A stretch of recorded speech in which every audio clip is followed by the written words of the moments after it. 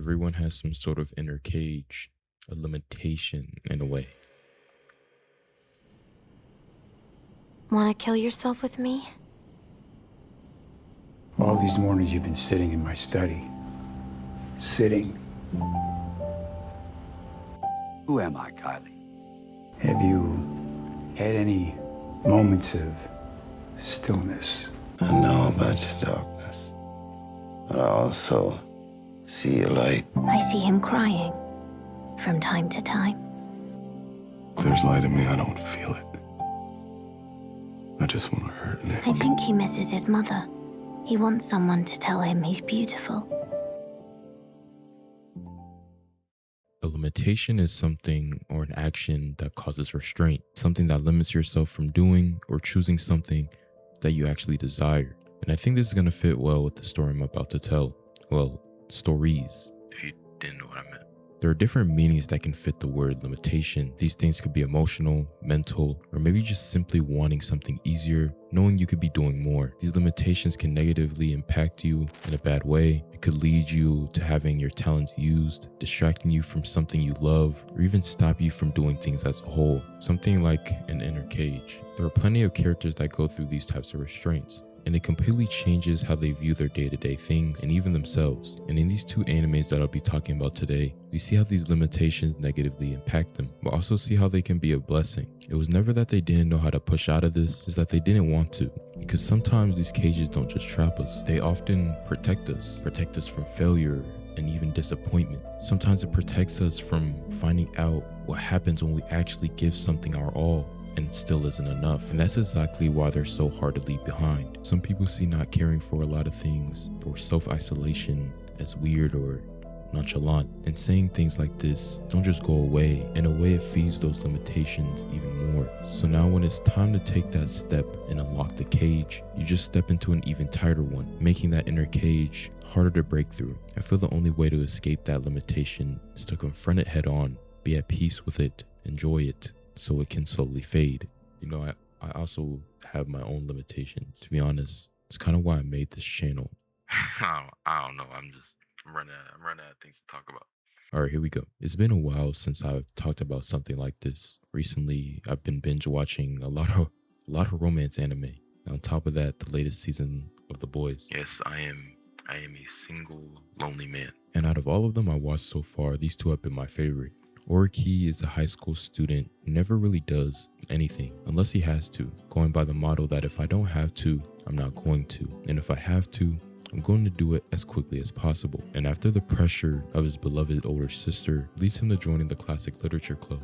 I think the reason why I love this anime so much was the relatability in the character. Throughout my high school life, after I gave up content creation my freshman year, I kind of just stopped caring about a lot of things. From that moment on, I kind of was just flowing, not really putting my full effort into things. I had semi-average grades, never really went out to school events, was only kind of close to a few people, but I was kind of just staying to myself, not really bothering anyone. At the back of my mind, I knew I wasn't happy. Looking back, I don't think I stopped caring because I was lazy. I think I stopped caring because it was easier to tell myself I wasn't trying than to find out what would happen if I actually gave my full effort into something and still failed, because then I'd have no excuse. I think that's why Oreki felt so real to me. His energy, his mindset, it wasn't just laziness, it was protection.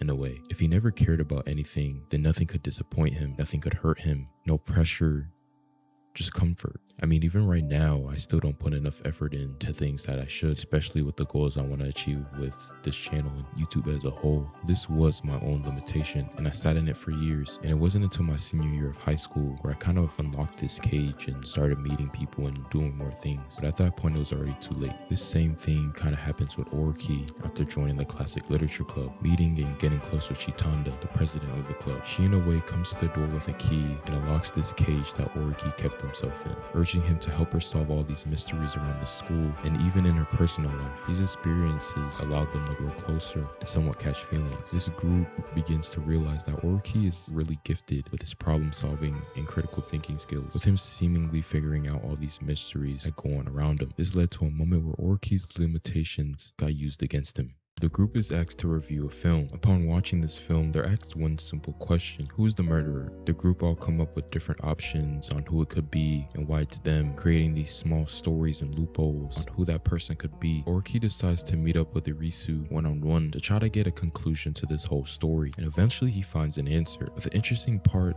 isn't that he solved it, it's why. Irisu understood something about Oreki before he understood it himself. She knew he was talented, capable of doing amazing things, and she also knew he didn't fully believe that. So she praised him, encouraged him, made him feel like he was needed, that he had to do this thing. And in doing so, she got exactly what she wanted. And it's scary that she didn't create his talent, she simply just used it. Sometimes our biggest limitations aren't built around our weaknesses. Sometimes they could just be built around our own strengths, things that we're good at, things that other people can see that we're good at. Because accepting your strengths means accepting responsibility, and that's exactly what Oreki was trying to avoid. We even see later how much Irisu regrets teaching this mindset to Chichanda and telling her how to basically manipulate men. Like literally.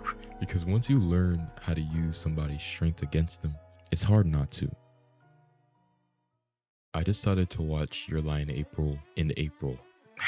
Shocker. And this was probably one of the sadder romance animes. Actually, really sad. Arima is a student who grew up playing the piano, dedicating his life to it in hopes that his sick mother would slowly get healthy, going through mental and physical torment, spending hours forcefully playing until he could play every piece of music perfectly, like a robot. Since his mother couldn't achieve her dreams, she instilled them into him until one day he broke, unable to hear the keys he grew up playing. And also with the death of his mother, this hole was forever left unpatched. But I don't think Arima's limitation was the piano, and I don't think it was his mother either. I think it was grief. Every time he sat at the piano, he wasn't just hearing notes, he was hearing memories, different guilts and expectations. Piano became inseparable from the trauma he experienced growing up, and that's why he couldn't hear it anymore. Not because he lost his talent, but because he associated the thing he loved most with also the thing that hurt him the most. And this later changes when he meets the violinist Miyazono. Her passion for music did something to Arima. As we slowly go through the story, we see this past limitation hinder his current self. Mia was Arima's beacon, someone who reached her hand into the darkness and slowly pulled him out, brought him back to the piano, made him realize and see his passion and love for performing music. All the people he inspired, the ones that loved him, the ones that wanted to compete with him forever. Now this limitation of his slowly started to fade until... Deep breath, Cowdy. That's a good girl. Deep breaths. We need the doctor in here. Find him. Cowdy, look at me. Damn it, she's seizing up. Patient is coding. You have to keep your eyes open, Cowdy. Cowdy! I want to ask you so many things. I'm scared. I don't want to die. Go Don't go. Don't leave me all alone!